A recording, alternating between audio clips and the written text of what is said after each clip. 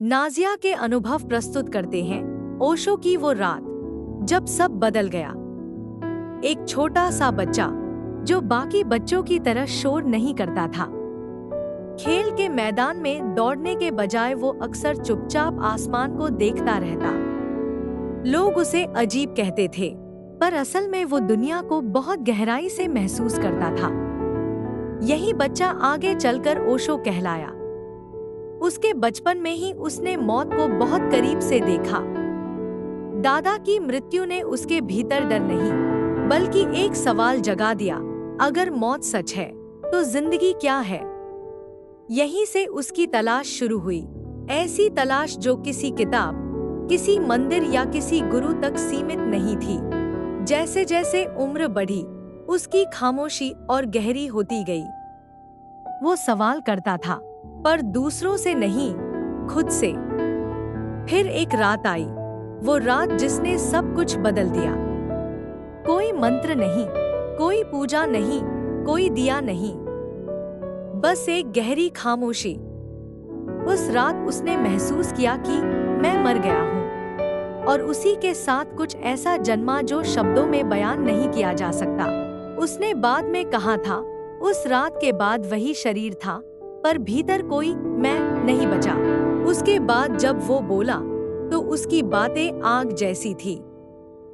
उसने धर्म पर सवाल उठाए, पाखंड की परतें उतारी और इंसान की बनाई हुई झूठी नैतिकता को आईना दिखाया। कुछ लोग उसकी बातों में आजादी देखने लगे, तो कुछ को उसमें खतरा नजर आने लगा। समाज हमेशा उस इंसान से डरता है जो भीड़ की तरह नहीं सोचता, और ओशो भीड़ से बहुत आगे निकल चुके थे। लोग उसकी तरफ खिंचने लगे, आश्रम भरे रहने लगे। उसकी आवाज लोगों को खुद से मिलवा रही थी। और यही सबसे डरावनी बात होती है, जब इंसान बाहर नहीं, अंदर देखने लगे। फिर वो अमेरिका गया, जहां एक सपना देखा गया, बिना जबरदस्ती, बिना नियमों की बेड़ियों के, एक नया समाज।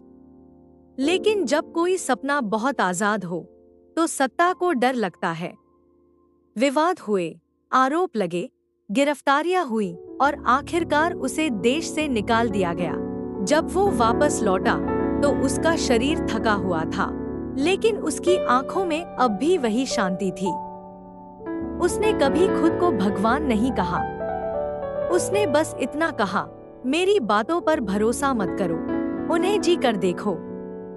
1990 में उसका शरीर चला गया, लेकिन उसकी कई बातें आज भी लोगों के भीतर हलचल मचा देती हैं, क्योंकि वो सवाल पूछती हैं, और सवाल कभी मरते नहीं।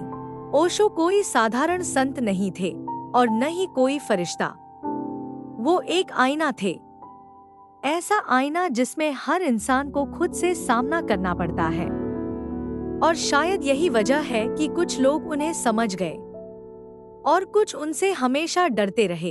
अगर ये कहानी आपको सोचने पर मजबूर कर गई हो, तो समझ लीजिए, ये सिर्फ ओशो की कहानी नहीं थी, ये कहीं ना कहीं आपकी भी कहानी है। वीडियो पसंद आया हो तो लाइक जरूर करें, चैनल नाजिया के अनुभव को सब्सक्राइब करें, और कमेंट में बताइए, क्या आप खुद से सामना करने की हिम्मत रखते हैं? इजाजत दीजिए नाजिया के अनुभव से। फिर मिलेंगे एक और कहानी के साथ।